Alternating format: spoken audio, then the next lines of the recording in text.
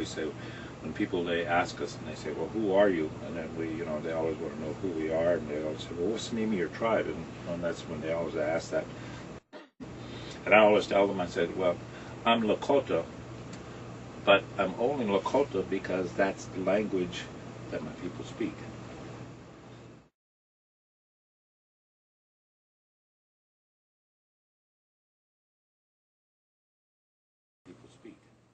I call myself the Lakota Singers because we sing all those old songs. We sing appropriate songs.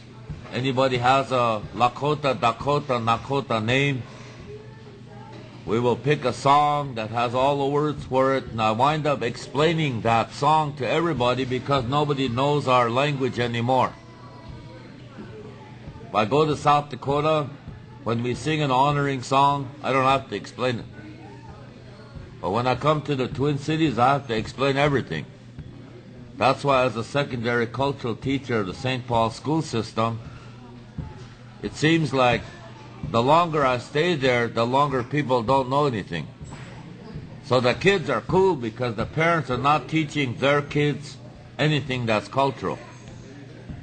You have the complete sweep of the Western movement, and the English way of life is completely overpowering our American Indian history and culture. And growing up in Arizona, my grandmother, she spoke Yoeme in Spanish, and I would try to talk to her in English, and I guess one dominant language was enough for her, so Spanish. Music has changed since like the 60s, 70s, and 80s, because now it's like a more contemporary. As before, there used to be a lot of words in songs, like traditional songs. There used to be mostly all words in songs, and now, as the songs, the drum groups got younger and younger. Well, they make them more just like a vocables. That's it. That they sing, because it's easy to make songs like that. You know, I mean, anybody could do that. You know, you could just hum a tune and say, hey, you know, I made a song. You know, but when you're putting words in songs, it's a little bit more complicated, because you got to talk to elders that know the language. You got to know how to put a song into its right way to go, and because a lot of the words are pronounced backwards, like, you know, and like well, I don't know how to explain it, but you know, it's not like English words. You know, Indian words, when you use them, some words you have to put before and it means after, but the word comes before. And part of the reason why they wanted me is because they wanted me to understand, because, see, the English language is the only language in the world that's backwards. It's a backwards language. And it's also, too, the only language in the world that has, you know, terminology and words. That's like in the Lakota language. We don't have a word for love. And everybody says, well, that's kind of messed up, that a culture doesn't have a word for love.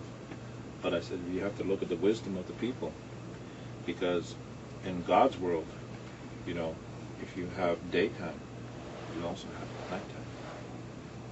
So you have, they're synonymous. Day and night are synonymous. So if you have a word for love, you must also create a word for the opposite, which was hate. So they didn't create a word for love because they didn't want to create a word for hate. But love is an action word, and it's an emotion.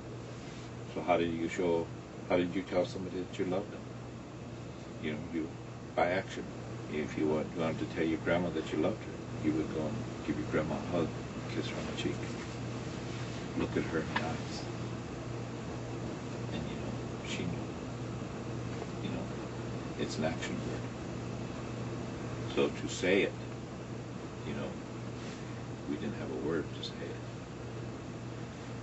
So, you know, that's one of the things that, you know, I tell people, you know, that's important, that language is important.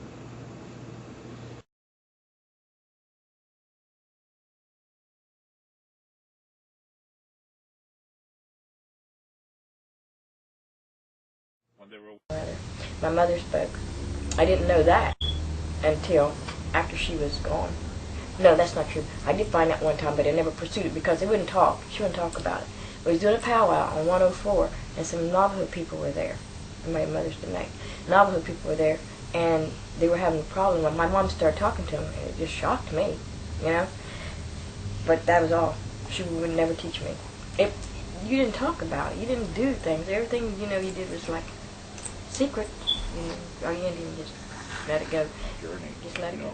You know, when I was a young boy back in Wakwala, and you know, I would talk Indian because my grandma would talk Indian.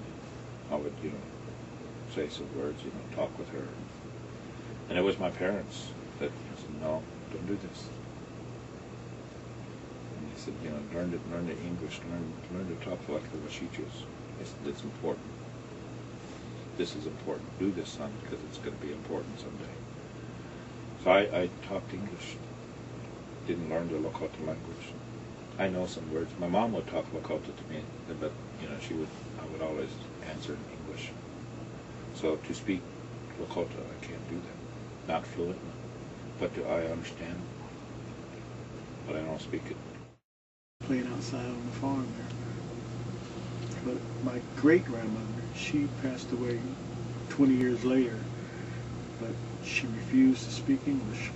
She does speak Salagi, Cherokee. And we come visit her, and I wish I'd spend more time and learn more of the language. But then again, I was a little guy, out there playing around with the kids. We didn't get a chance to. That happened was that we used to go to church a lot, and I really thought we were Christian.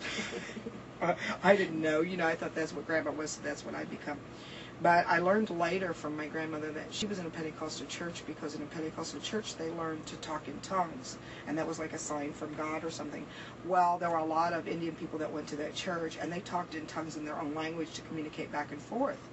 And I thought that was really unique until I started working on my master's and, you know, went into some of the archives in the Smithsonian and found out that a lot of Native people went to Pentecostal or Baptist churches that practiced, speaking in tongues. And so that was really unique to see that that was kind of a sham in my life.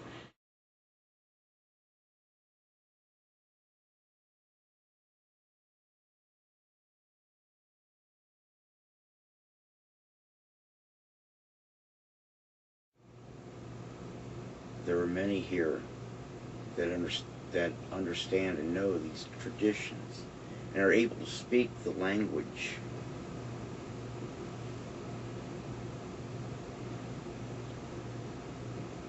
There are some here that understand their traditions and may not be able to speak the language.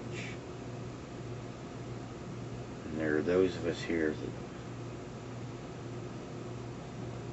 we know that this is where we belong.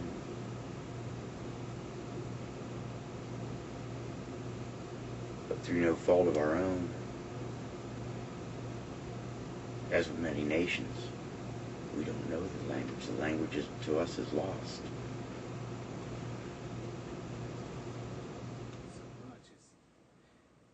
The language was lost. There was a lady in Oklahoma.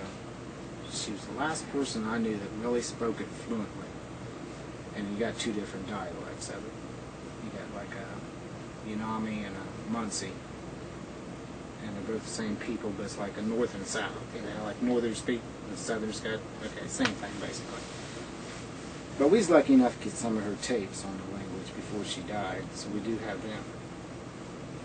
I'm trying to, you could probably find them out here yet today at the powwows. They do have their language tapes some places. And a lot of the Lenape people in Ohio's lost it. I can't speak the language.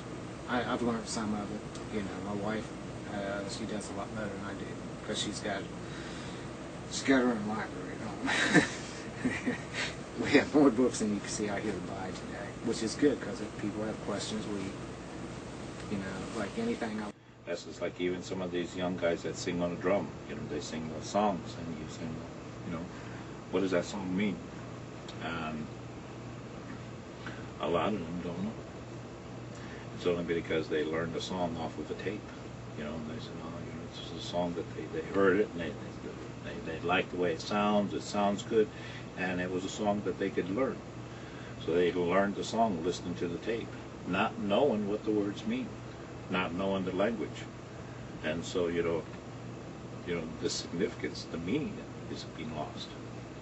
And in the sense that even how, our language, that's just like even now, you ask people, and even when I go home to the reservation, I say, talk to people, and I say, well, what does that mean? And, and then they'll give me a definition. I say, well, but what is the Lakota meaning? And they'll look at me and they'll say, well, what are you talking about? And I say, well, I want to know, the history of it, where that name came from. And I had to remember, as soon as they sang the song, I got up and I wrote it on a paper. I put it on the tape so I won't forget. So there was always a tape recorder right there, and and then while it's fresh there, and then I had to figure out what the words were, I mean, I spoke my language, but being away from it for a while, nobody to talk fluently with, it kind of gets lost. I hear these things, I talk to people, and it saddens me that so much is getting lost. And when I say that it's getting lost is because it's being defined in a different way.